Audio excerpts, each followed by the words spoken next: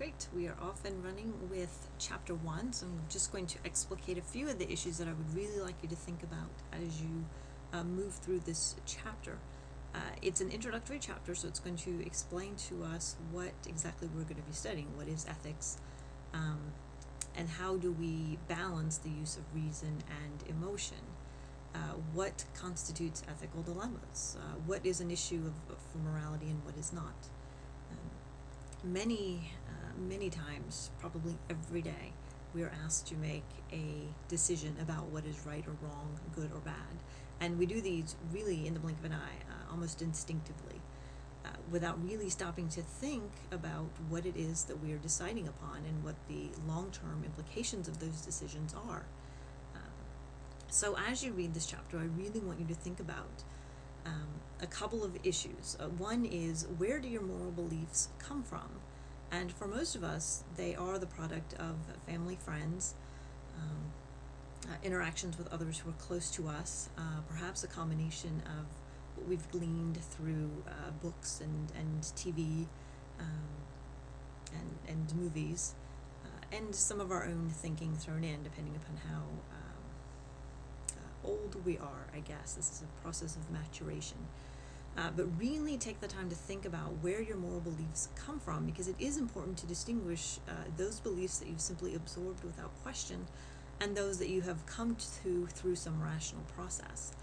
Not to say that either set would be better or worse than the other, but just so that you kind of understand why you believe what you do. So ethics gives us an insight into who we are as people, and part of that is understanding why we think what we think, why we believe what we believe, and why we want to react to others the way that we do. Not merely what it is that we're doing or thinking or reacting to, or how we react. The other thing that studying ethics can give us is an understanding of where the other person is coming from. So when we have debates, and really, you pick any of the topics that I mentioned in the introductory video, say abortion, for example, whether you are pro-life or pro-choice, you have a background, a history that brought you to that decision. And if you are not able to talk about it, if all you want to say is, this is right for everyone, I have made this decision or come to this decision, and I believe every woman has the right to choose, or I believe that abortion should not be allowed or not morally permissible, then the discussion pretty much stops. It's very hard to come to any kind of moral agreement, and part of living in society is that we are required to agree on some things, because a lot of our moral decisions drive legal policies, statutes, and so forth, court decisions. So if we don't have the space in which to deliberate, or the capacity to deliberate, without simply entrenching ourselves in positions and refusing to budge, then we're going to continue to be divided on many critical issues. So being able to understand the consequences socially for our individual moral decisions and beliefs, being able to deliberate openly, because we are a democratic society, about moral beliefs is key. So as you read chapter 1, please keep those kind of 2 points in mind. Why do you think the way that you do? Why have you come to believe what you believe? And why is it important that we be able to rationally discuss our moral beliefs? Another thing that I want you to think about is this connection between religion and morality.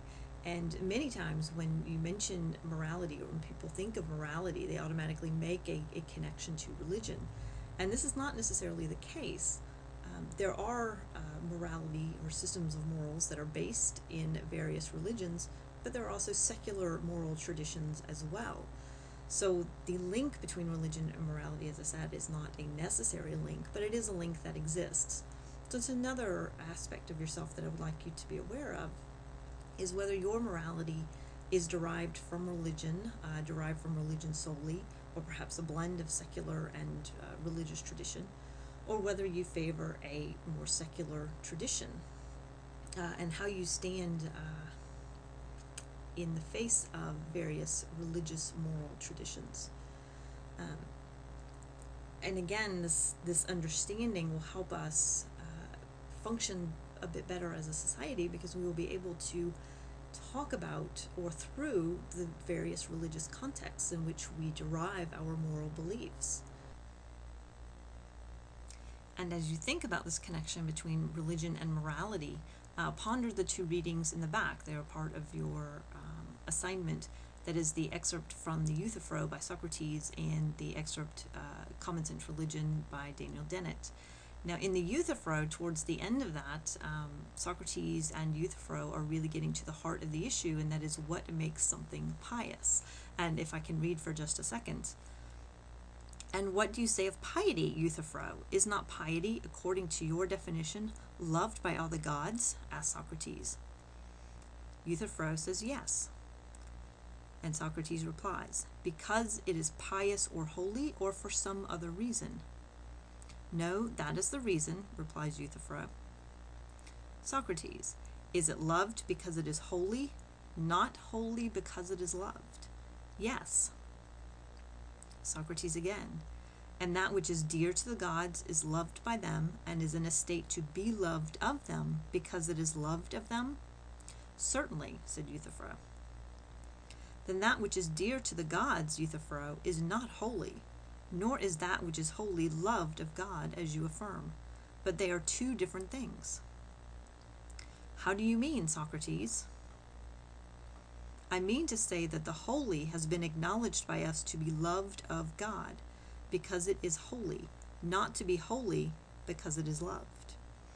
And this is kind of a key element in the discussion around religion and morality, because do we want to say that something is right or good because God has deemed it so, or is it right or good in itself, and because it is right or good is therefore loved by God or gods? The position that you take in response to this particular question, it makes a huge difference, and I want you to really think about what the implications are, whichever side of that argument you want to take. As we'll learn in later chapters, adopting certain positions and being able to justify them means also being able to defend the consequences or implications of those positions. And so as you read this dialogue from Socrates, really think about what are the implications of what he is saying once you decide what it is that he's saying.